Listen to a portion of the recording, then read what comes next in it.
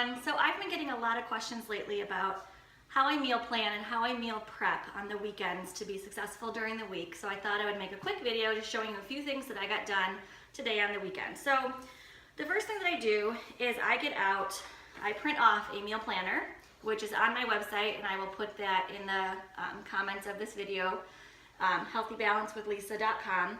And it gives me my whole week of breakfast, lunch, dinner, and snacks. So I can kind of start thinking about what it is I want to eat. Then also on my website, I've created a shopping list, and I organize it by types of foods: fruit, veggies, protein, carbs, and then healthy fats. Notice how there's nothing on here about snacks and frozen meals, because that's kind of the whole point. I'm trying to get away from that. Eating clean is going to be following a list like this. Not to say that I don't sometimes get my kids mac and cheese and granola bars, but for the most part, I'm going to show you how you can have healthy things on hand and get them ready quickly and cost effectively. I'm a full-time teacher. My husband works full-time as well. We have 2 young daughters. I don't have time to come home after work and spend an hour making dinner. I also pack my lunch every day for school, and I don't have time to spend lots of time putting together a healthy lunch. So here's a few things we like to do on the weekends. I'm going to start with fruits and veggies. One tip that we do is we buy fruit that doesn't take much to get prepared. Pears and apples are kind of staples. This week I did buy a cantaloupe, and I already cut it up, put it in a container, and then it's ready to go. I can just scoop out a serving size. Yes, you can buy fruit that's already cut up in the produce section. You're going to spend a pretty penny on that. So taking an extra, not even 5 minutes to get it prepared for yourself is going to make it go much faster.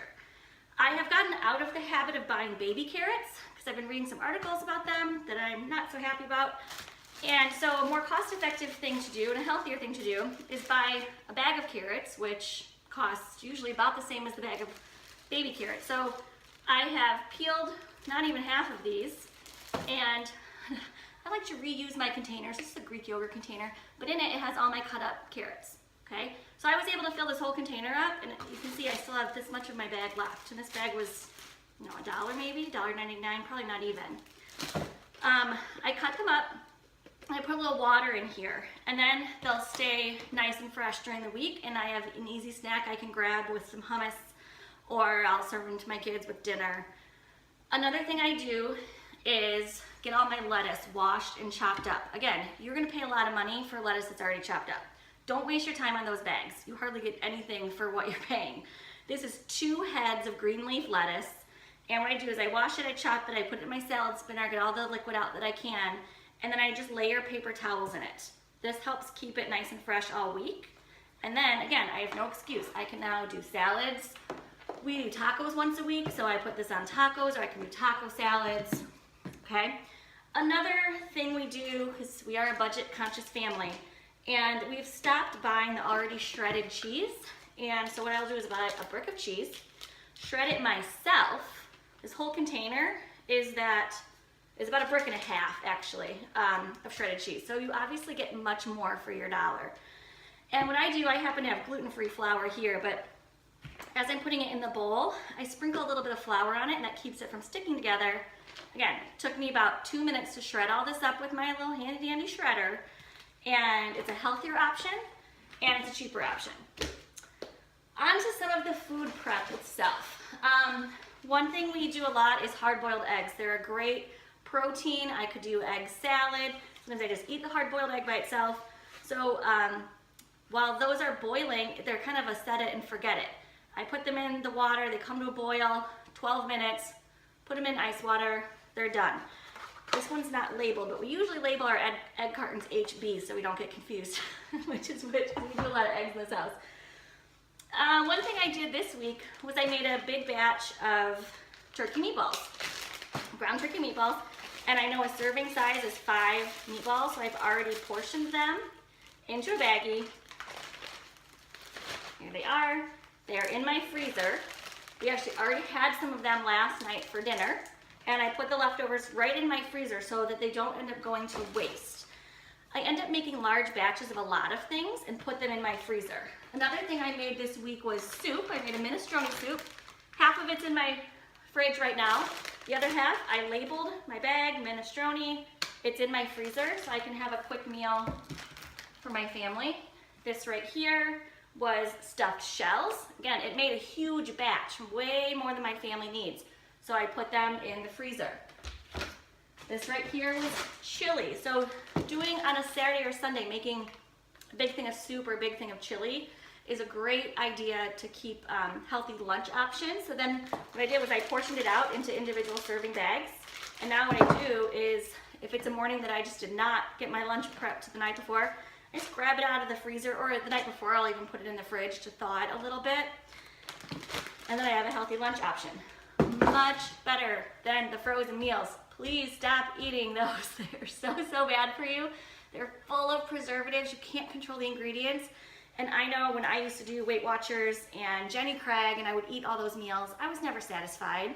I still had to add more food afterwards. So take the time to make some of these things yourself. One thing we've started doing is substituting pasta, because I love Italian food, with either zucchini noodles or spaghetti squash. Now my kids don't love spaghetti squash, so if it's a big one, my husband and I don't always eat it. So again, this one is portioned out. You can see there's still 2 servings of spaghetti squash in here. This could be a perfect weeknight meal with my frozen meatballs, right? Okay, nice and simple. I knew that this week I was going to be making a turkey meatloaf recipe that required quinoa. So what I did was I already cooked up my quinoa, and it's in a container, so it's in the fridge ready to go. That one step is now done for me. Another thing I will do on the weekends is cook up a package of turkey bacon and then put it in a Ziploc baggie, maybe with a paper towel, in the fridge. And I know that 2 pieces of turkey bacon are a serving for the 21-Day Fix program that I follow. So it's really easy then for me to just grab 2 pieces. Or I could make an open-faced BLT. Again, it's already cooked and ready because I spent time on it the weekend. Well, I haven't made this yet, but you know what I'm saying. One of the things I wanted to make this week was homemade pizzas. So I already made the pizza dough, and it's a really simple dough that you make in your food processor. I'm more than happy to share the recipe. And it has to sit in your fridge anywhere from 24 hours to 3 days. So I knew, okay, I can make this on Sunday, and then I have a few nights that I can wait till we actually make it. Finally, the last thing I did this week, if I know I'm going to be eating some chicken, maybe for salads, or even just a piece of chicken, I will usually cook it ahead of time. This week I decided to try out a new recipe and make my kids some homemade chicken tenders. So I just bought a package of chicken tenders. It was only a few dollars at Aldi. By the way, I buy as much as I can at Aldi because we buy 90% of our food at Aldi because we save so much money that way.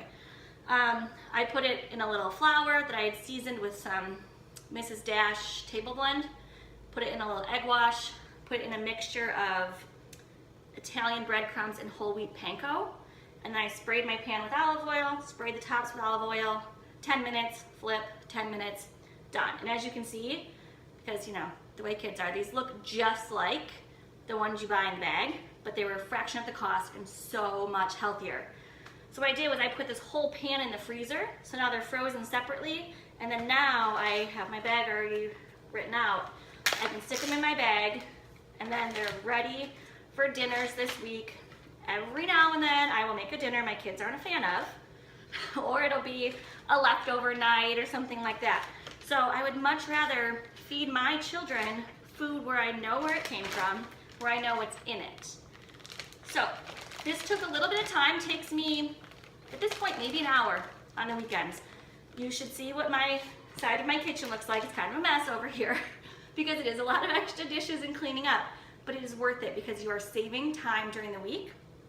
We have actually saved so much money since I've started meal planning and meal prepping. A couple reasons. One, we are not eating out as much. We are not struggling at the last minute, oh, I'm gonna go run to the store and pick up things for dinner on my way home from work. Or, oh, I'm just gonna run through the drive-thru. Or, oh, we're just gonna order something. That doesn't happen anymore because everything is planned out. We've also saved money because we're eating the foods we buy and not, or eating the foods, buying the foods that we need to eat and not buying all the processed junk. I am now shopping the perimeter of a grocery store. Well, Aldi's a little different, but in a regular grocery store, stay away from those inner aisles. shop where the dairy and the proteins and the produce are. Spend a little extra time getting your fruits and veggies prepped, cooking some of your proteins up, making a few larger batches of things that you can freeze. Then you don't have any excuses during the week. So hopefully this helped a little bit. I would love to have you head over to my website. I have a few recipes up there. I'm still working on it. And I would love to have you comment on my YouTube channel underneath this video what you do to meal prep. I'm always looking for more ideas on how I can save time. I'm sure there's lots of other things that I missed in this video, but hopefully you found this helpful, and I will talk to you soon.